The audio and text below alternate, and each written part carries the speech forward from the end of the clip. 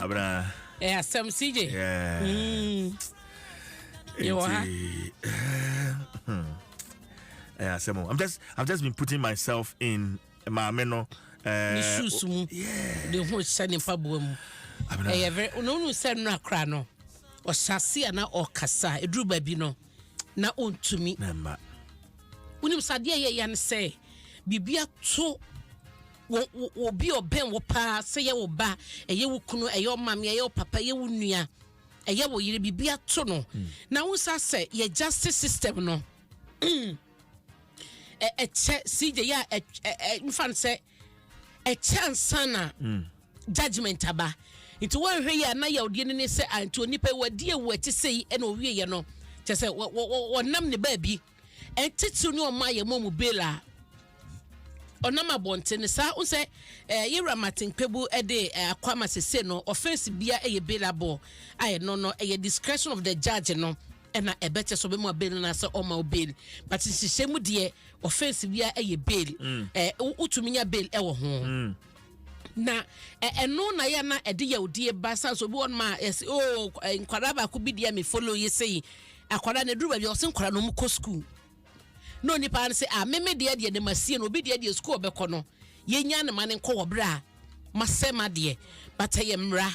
nti de wose nyina ye ti ase ne say to da bia ye na emra no enye ntentem enye gidigidi sa eye bokọ na so dance boss kra no a ebre ne beba we life sentence so nipa 14 no emumienu na juri ni hunu say wom ho son ti acquitted they were acquitted and discharged dum ye no equal life imprisonment ayete say omo anomo pro prani kuyi de bia it is so good it is so good the beka no sa de bia wo ye no wa ya hweye wasem bi wo court na hunu ne say echa ebeche de na so da ne beso obi ya beje na so twe ya na nya botre e de ama ya lawyer fo no sansa odi asema kodan court nya no evidence a wo so de ba ne ade na hunu se o case na wo de ba ne mu odro nipa na wo de na ba kodu na wo de abono no e wonyina so no enye easy sa nte ya abotre sije de be kan no abusua no so no ye momu nyina ya komo said dem gidi se by now ne man kra pija yeah almost 7 years there. Yeah. Ne mano womo apida. Say o share the worker to share to say Ghanaian Times mu story na sase obi ono asori anopa na o se ne normal atade wo so ye se ni so okọ jogging de wa se atade bi efi atade bi a wo de ko na so na ni to so mo side am bi eto ne de wo ne ho na wo ko wagina kwan so krompa tonwa enwa otowie ye no watu akade agya obaya wono eto nwa ne se gite o mame me ko jogging aba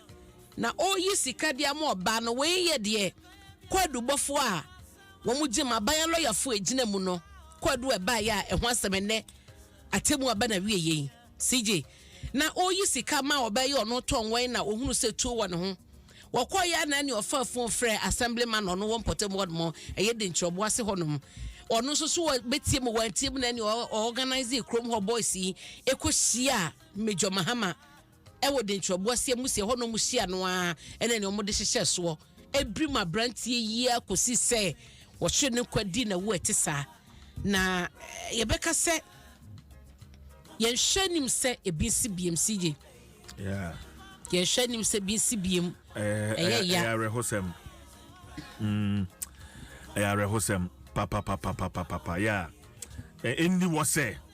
oman yabakose mu ye bebo bidin aka asem biom abna ye begina we so na Major Mahama na busua ne maame ne yire ya waja won mu ekire nyagopon enka won ho nza asem na chede but enra say judgment ba na say akopeja asem no asan de aba nti ya won no bigidi say fie enra ba de asan so amane mu so pa nyagopon enkura wo mu amen na eya abrante mu no kura yanka fie be nso mu kabade sanka wa rise pa through the ranks kokodanim nti Major Mahama baby a wo bia nyakopon emfa wokra ensie na oma baby pa entna oma baby pa entna see the bon krata na poso no e de betwa wo so yes the bon krata anti yenhwe me de daily guide na ehase see se wonim se enra na Bernard Ntwibo siako ya dodo na fe ne chema wontumi okopiem wo manhia ahimfie ne nyina eye kwadu bi a omode bo no se wakasa atia asante hin otufo wo se tutu ni manhia na ne saso no okokopiem wo ho no moma asem yi wo hwese de kwa asase mpo no o ye hu pictures bi ana enenam HSS chama wontumi kra wo yare da yare paso na sabre ni mu ona yewra JFK General Secretary de ma MPP adi kan akomanhia ye kowi achi no wontumi anfa chama wontumi anko nti na nanom chese wo da yare paso kro mu kukuru no fa ne mra na enra ajebo panyi kokodrum wo ho no manyo no kwa ne koye oni panyifo pi no a ene wo so afo no hwa hensam ne ye asom enhyehyeye eso Steven Asamo Aboaten yewra se chemensa bonsu odom kese ba no dani ye ne wona ye so amemra se bedwane oka ho bi chese mpanyifo akwani de no mo doso na eno no ena ohwemu abantama hene bafo owusu amankwati a wotoso ension no ena etino tumfo anamu ehwe achi na ekowi achi na mo chese ochema wontumi wonfa ne ho nkodi wonye mfomso bia ne momo no womo echese kokoso hene ye nana kwakudua ono ena aso ono ede ne ho rewura amanyosemu ene masa ne ma ne kokoba ye ntino koma ye bantama hene ede atokokoso hene anim se ye ne mamienu ahenie na wodie no eni amanyosemu yimu bako ena sa wanfa no ankofore amanyosemu ni ade ankasem bi etisa no nkopanyi no enka ena se no mo cheso oka no soso no enye se na chema wontumi kochem ne na nanu mani mo chese na enye no kre manka no sa enti ade ye ni ade na manhia frɛ wo yi chema ni ade nyina no manhia hunu se chema wontumi ne ho son enti no eye de efrimu eba enra ebra empanyefo nyina eko siamu enti ne chese sije de wo mu a eno na nim se wo mo chese chema wontumi ebodua obo wo hene ni dua wo hu ye na kwakudua no na eno ena nanan mo tena se no o ma hyese chema wontumi enhyase ento na ma ode bedane se dua na oboye no enti eno so ho asem wo daily guide ne fa etoso ensia na se isi betumi asesa eda o man no ede to aba afi December 7 no ede aba nanim no enra amanyoko ahodo ni nyina kokohye me no ya IPAC meeting na so no tumu se ndis amanyoko ne de omo jamba bi omo gina wo mo chese se beye adwuma krompo na wo se ya fimpi me no ne aduo no nwotwe 2028 abato no ene betumi aye adwuma nti se na MPP so do mu se de isi beye beboa oman ni bia ya omo hyehyem no betumi aboa ma abato ne bre na so obi abeto na ba no wo se no na isi enye nti amanyoko ahodo ekohye mu enu nyina no eno so hu komodie ekoya daily guide abomu amane na isi so ayi ne ho ade afi yendi abato ekoso ene declaration na eba so no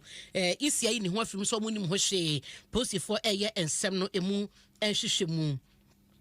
nti sije wo hwe daily guide anim ha se ye no ne de wo ha na no chi so mejo mahamade no eno so ho asem eda ha se pepepe na wo hwe ma MPP amanyoko no ede candidates foforo kra makomakwadua na ensia na aba wo ma wo manim da obokate anim eye Dr. Gideon Boakon Tano North na Gloria Owusu Trobu constituency Trobu nto no na akotu Moses anim no ho ha what a wow. What a wow. And Michael Quay Jr. Dome Kwabenya. Hey, Papa is Wabreo. Papa. And I hope say Anya Yedi Uncle I hope said and Saki on your Jumasa. And what do this move for years, what the Yasa city, Uncle Swan on your side, Jumano, and more man for them. See the share Ghanaian Times in Sony Masaya, Bank of Ghana, and Omatse policy rate no so about 29%. Inflation so much as a guswa take off from and what some major Mahama atie from fanche Major Muhammad ye no so guso da na chema wontumi ho asem no so emuama ne ewo ha daily graphic nso bo Major Muhammad ho asem na varsity don ba koso na ka cha ban se brason ye so odin sakaye eba free SHS mu na Dr. Hiagbe de ato omafo nyina nim ese abato braso biem to obia difo bi obeba